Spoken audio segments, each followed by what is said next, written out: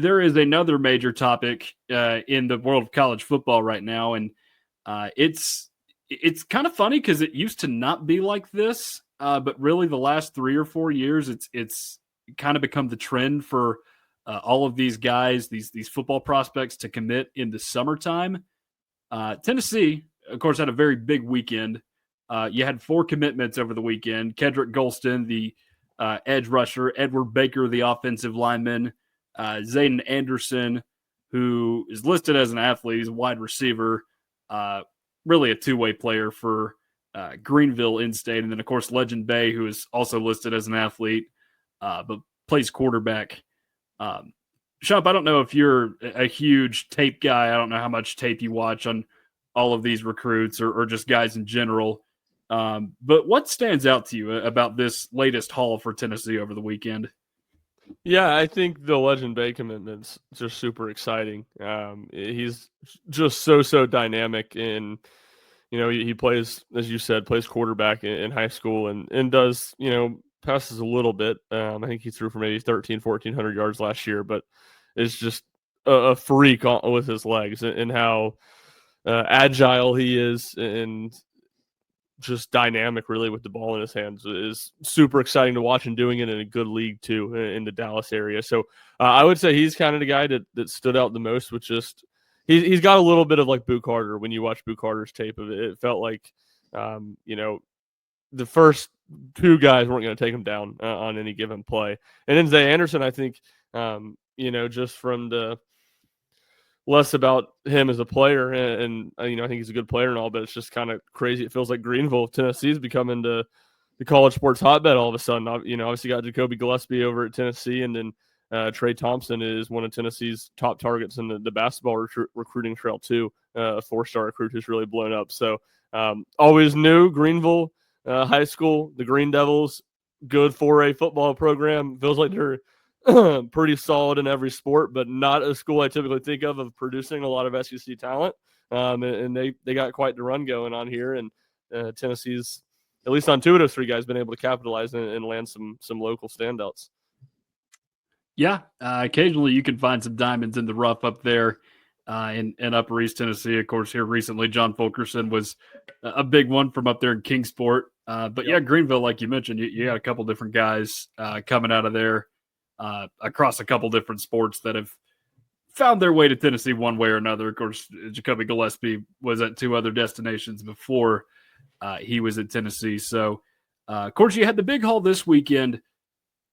Tomorrow, there is a chance that the recruiting news picks back up again. Yeah. And these 2 guys are actually teammates. 4-star defensive lineman Darion Albert and 4-star linebacker TJ White are both from Jackson Academy down in Jackson, Mississippi.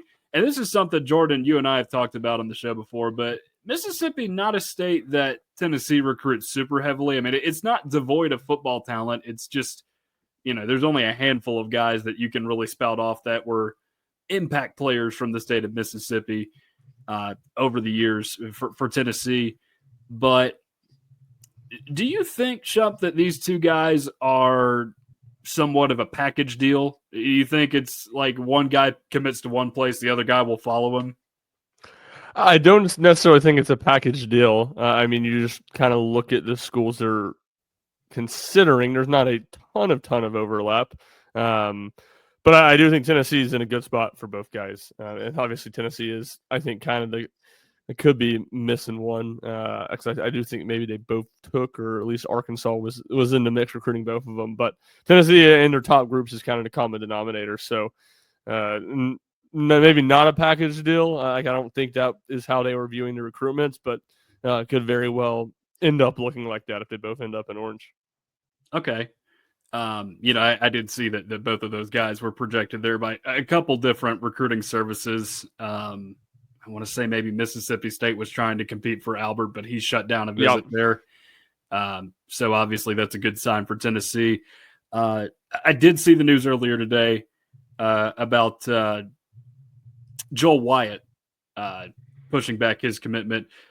Tennessee and Vanderbilt were initially the 2 schools that were in his top two, but he is pushed back. And I've noticed that he's getting a couple more offers as well. I want to say Oklahoma and maybe Louisville was another one that offered today. Do you think there are some late contenders there for a guy that's another in-state priority?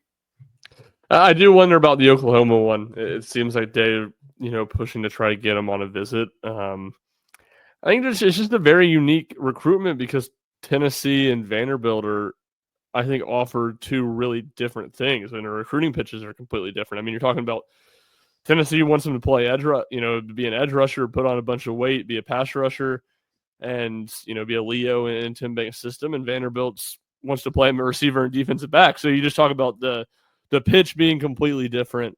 I think the path to playing time much easier at Vanderbilt. I mean, you think about him having to put on all that weight to get on the field at Tennessee if he's going to play Leo, on top of Tennessee just being a deeper and better program. I think.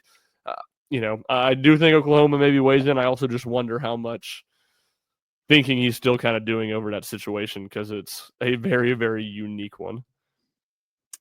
Yeah. Any other recruits you see right now on the horizon that I did not mention already?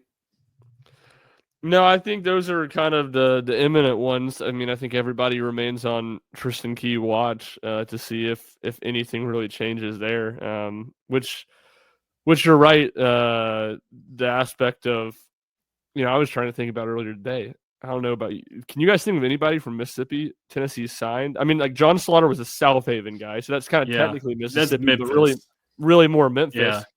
Like they recruited Cam Akers out of Mississippi, but I mean, like the only famous player that comes to my mind is Billy Ratliff. That is the only one that I can give you. And that's been a minute. Like, because I do look through those record books every now and again that they distribute, but yeah. I couldn't tell you one just off the top of my head outside of Billy Ratliff.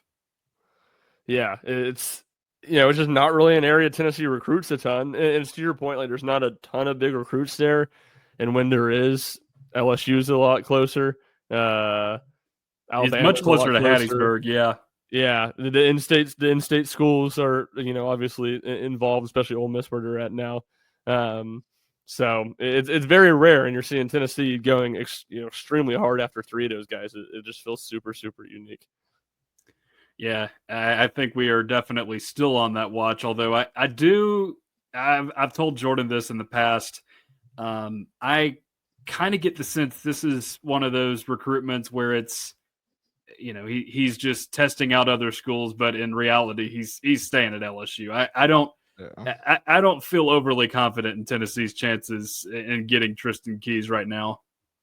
Yeah, I agree. I feel like if he's going to flip, Tennessee's probably the best spot just from the Faison Brandon connection, and Tennessee's was his top contender when he committed to LSU. But I would agree. I'm kind of in see it to believe it mode on that one.